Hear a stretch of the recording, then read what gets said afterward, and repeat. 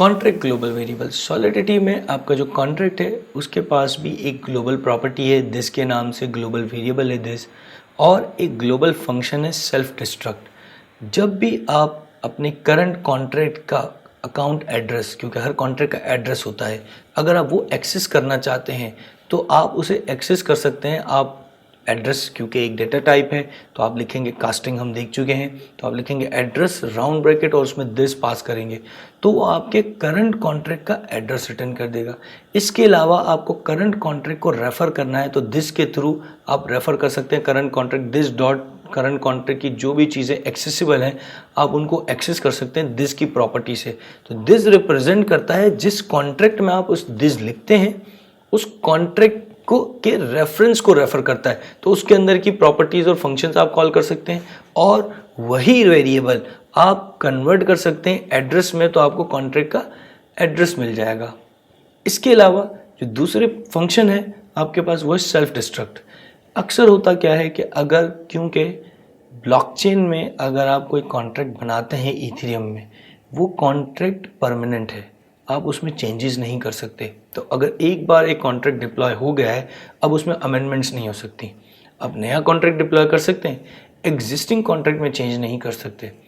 अगर ऐसा केस हो कि आपको एग्जिस्टिंग कॉन्ट्रैक्ट हटा कर नया कॉन्ट्रैक्ट डिप्लॉय करना है तो एग्जिस्टिंग कॉन्ट्रैक्ट को आपको डिस्ट्रॉय करना पड़ेगा, ख़त्म करना पड़ेगा, क्योंकि वो मेमोरी में मौजूद होगा और स्पेस कंज्यूम कर रहा होगा, स्टोरेज की कॉस्ट होगी, और वो एड्रेस रहेगा तो उस पर डिफरेंट कॉल्स भी आ सकती हैं। इसलिए आपके पास कॉन्ट्रैक्ट में एक फंक्शन मौजूद है सेल्फ डिस्ट्रक्ट। सेल्फ डिस्ट्रक्ट करता क्या है, एक फंक्शन है वो एड्रेस लेता है, आप उसे किसी भी एक्सटर्नली ओन अकाउंट का या किसी कॉन्ट्रैक्ट का एड्रेस देंगे। जब आप उसे वो एड्रेस देंगे, पेबल एड्रेस होना चाहिए, तो जब सेल्फ डिस्ट्रक्ट कॉल होगा तो जिस कॉन्ट्रैक्ट पर ये सेल्फ डिस्ट्रक्ट कॉल हुआ है उस कॉन्ट्रैक्ट को वो डिस्ट्रॉय कर देगा, यानी कि ख़त्म कर देगा, इथेरियम के ब्लॉकचेन से रिमूव कर देगा। और अगर उस कॉन्ट्रैक्ट में कुछ इथेरियम बैलेंस मौजूद होगा तो वो ट्रांसफ़र कर देगा जो हमने सेल्फ डिस्ट्रक्ट में एड्रेस पास किया है।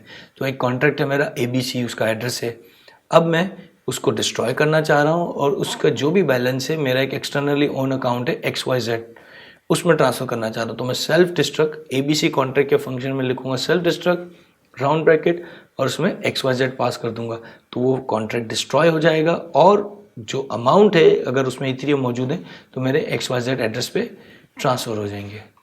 ये आप एग्जांपल देखें, इस एग्जांपल में हमने फंक्शन बनाया, कॉन्ट्रैक्ट के अंदर फंक्शन बनाया और यहाँ पर हमने एड्रेस राउंड ब्रैकेट में दिस पास कर दिया, तो वो करंट कॉन्ट्रैक्ट के दिस को रेफ़र कर रहा है, करंट कॉन्ट्रैक्ट को रेफ़र करेगा और उसका एड्रेस बनाकर आपको रिटर्न कर देगा, तो जो भी उस कॉन्ट्रैक्ट का एड्रेस होगा वो मिल जाएगा।